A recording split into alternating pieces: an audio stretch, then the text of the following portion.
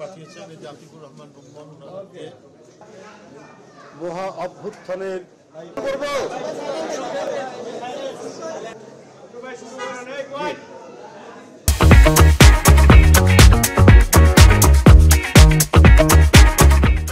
আমরা মুখোমুখি হয়েছি এই 4টি শহীদ পরিবারের।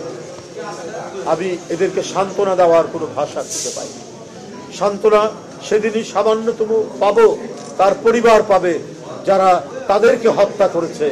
সেই তারা যখন বিচারের আওতায় নিয়ে এসে দৃষ্টান্তমূলক বিচার হবে, সেই দিন শান্তি পাবে। যে শেখ হাসিনা যে শিশু হত্যাকারী, কিশোর হত্যাকারী এবং তরুণ হত্যাকারী, রিক্সাওয়ালা হত্যাকারী, সিএনজিওয়ালা হত্যাকারী, সেই হত্যাকারীকে একটি গণতান্ত্রিক দেশ কিভাবে তাকে আশ্রয় দিয়ে সেখানে তার বিচার মেয়াদ বাড়ান, এইটা সারা দেশের বাংলাদেশের মানুষ এটাকে ইতিবাচক ভাবে নেয়নি।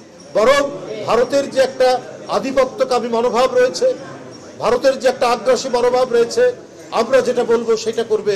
কিন্তু বাংলাদেশের মানুষের যে তাদের যে জাতীয়তাবাদী চেতনা, তার যে দেশপ্রেম, তার যে সার্বভৌমত্ব এবং স্বাধীনতা রক্ষা এবং নিজেদের যে অর্জন, গণতন্ত্রের অর্জন, স্বাধীনতার অর্জন এবং রক্ত দিয়ে যে অর্জন, সেই অর্জনকে তারা অবমূল্যায়ন করে অথবা তারা সেটা বুঝতে চায় না। সেটা বুঝতে চায় না বলেই তারা এই জিনিসগুলো করতে চায়। এই যে দেখুন না, আমি সংবাদেই পড়েছি, আমাদের দেশের মাছ ধরা জেলে, তাই না, তাদেরকে প্রতারণা করে তারা নিয়ে গিয়ে সেখানে তাদের সাথে খারাপ ব্যবহার করছে এবং গ্রেপ্তার করেছেন, তাদেরকে গ্রেপ্তার করেছে। তো ভারতের কাছ থেকে তো এটা প্রত্যাশা করা যায় না, কারণ যেখানে গণতন্ত্র আছে সেখানে আইনের শাসন থাকে, সবার ক্ষেত্রে সেই আইনের শাসন। কিন্তু আমরা দেখেছি বাংলাদেশের ক্ষেত্রে ওরা কোনো আইনের শাসন মানে না, ওরা একটা আগ্রাসী মনোভাব নিয়ে কাজ করে।